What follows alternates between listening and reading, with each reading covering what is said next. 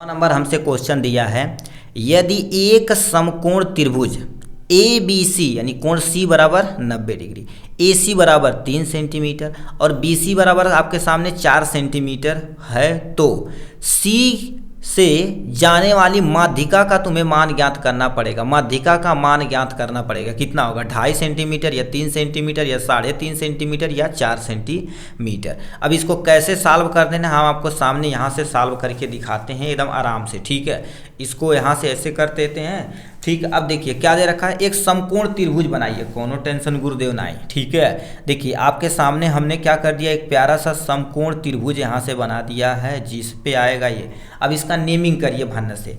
इसका नाम हम क्या दे देते हैं, ए दे देते हैं, इसका नाम बी दे देते हैं, इसका नाम सी दे देते हैं। ए बी सी तुम्हारे पास क्या दे रखा है, आपके सामने इतना दे दिया गया है।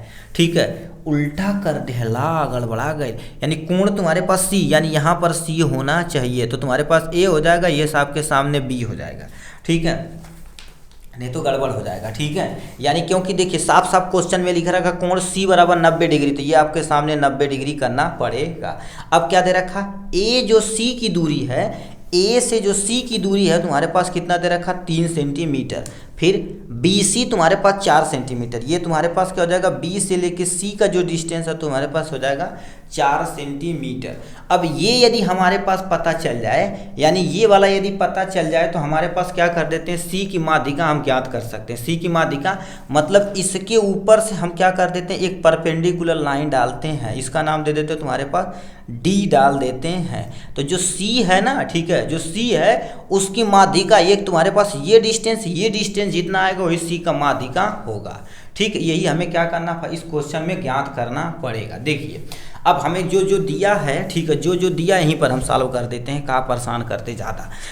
ठीक है, यानी कोण सी बराबर ये दे दिया, जैसे मान लेते हैं अब ये क्वेश्चन 2 नंबर में आ सकता है। ठीक है, तो कोण सी बराबर आपके सामने 90 डिग्री और ए सी बराबर आपके सामने ए सी बराबर 3 सेंटीमीटर, और हमारे पास क्या कर देते हैं, बी सी बराबर हमारे पास ये 4 सेंटीमीटर दे रखा।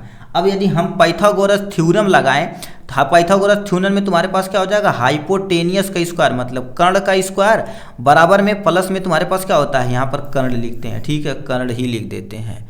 ठीक है, ये कर्ण का स्क्वायर बराबर में तुम्हारे पास लंब का स्क्वायर होता है प्लस में आधार का स्क्वायर होता है। ये आपके सामने पाइथागोरस थ्योरम का फार्मूला होता है। तो कर्ण ही तो नहीं पता है ना, तो कर्ण का स्क्वायर बराबर में लंब का स्क्वायर कहाँ दे रखा, लंब 3 का स्क्वायर यानी 3 का स्क्वायर प्लस में आधार का मतलब 4 का स्क्वायर दे रखा।